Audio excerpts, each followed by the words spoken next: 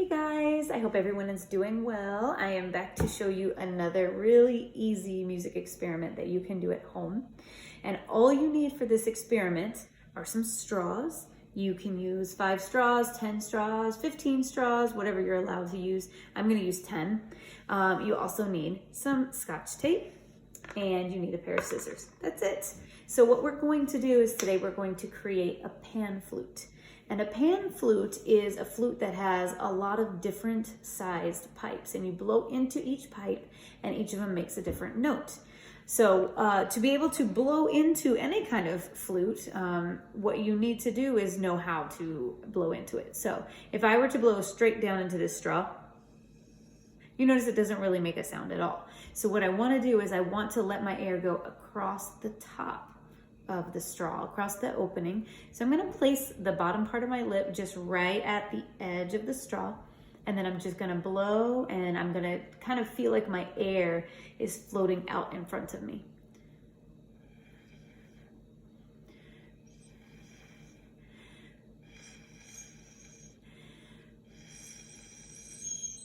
So you can sort of hear it, and if I blow too hard, it makes almost a squeaky sound. Hear that? So we don't want to necessarily put too much into it. And if you're a 3rd grader or 4th grader, you know we've talked about blowing air like a hurricane. We definitely don't want that. So nice and gentle breeze is all we need to get a sound coming out of it, okay? So what we're gonna do to begin is I've just separated these straws just a little bit. If I put them all really close together and then tape them, it's a little harder to blow into each one. So I'm going to separate them by giving them a little bit of space, and I'm gonna get a really super long piece of tape like this. And I have to be really careful about this because I don't want the straws to roll around or stick together. So I'm gonna carefully place the tape on top of the straws. I already had one that moved, but I can fix it, no problem. And you want to make sure each of those straws is going to stick to the tape. So I'm gonna touch the tape right on top of the straw where I want it to stay. That way it helps so it doesn't move so much. Okay, and then what I'm gonna do is I'm gonna carefully try and pick it up and flip it over. And the reason I'm gonna flip it over is so that I can tape the other side, and it'll help it to stay even more. Okay, so you see now they're kind of staying right where I want them to. I'm gonna flip. Okay, and I'm gonna get another long piece of tape. And I'm gonna go right in the same spot, gently, and I'm gonna stick the ends together. And so that'll really help me to keep it pretty much together, okay? So now you have this, okay? So the next thing that you want to do is you want to cut the straws. If you leave all the straws the same size, they're all gonna make the same sound. So what you want to do is you want to make it so that each of these straws is a different length, okay? So I'm gonna take my scissors and I'm just going to cut at an angle, all right? So I'm just gonna basically go in a diagonal line down like this, all right? I'll keep this first straw its same size, and I'll start to change the sound on all the others, all right? This might take a little bit of time to make sure I get it just right. And my pieces are gonna go flying, they just did. And so just make sure you clean up after yourself so you don't make make your mom and dad mad. And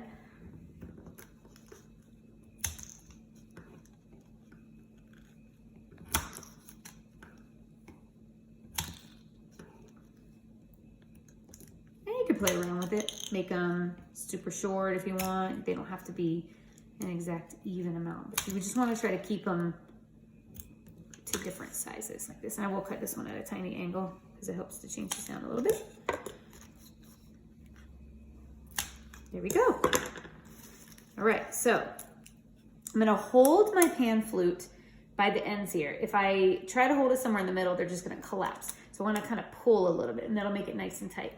Now I'm gonna test out blowing into each one, and I'm gonna see if the sound is, if it changes or if it's the same, if it gets higher or lower depending on the length of the straw. And we've talked about how the length of things changes the pitch. So let's see what happens. I'm gonna get my lips wet first. Okay. That sounds a lot like the first one we did, and it is probably because it's the same size as the original straw. So once again, try the next one. Did you notice something? Did you hear something different?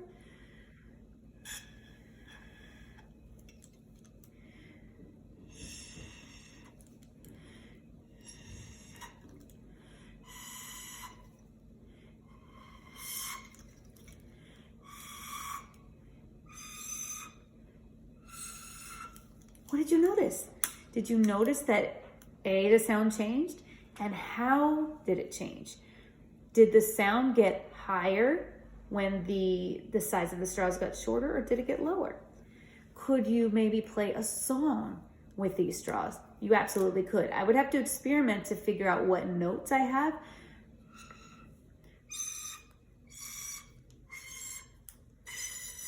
To figure out what song I could play, like, there it is. So I could maybe play hot cross buns using this one, and this one. So the first one, the second one, and the fourth. I should be able to play hot cross buns.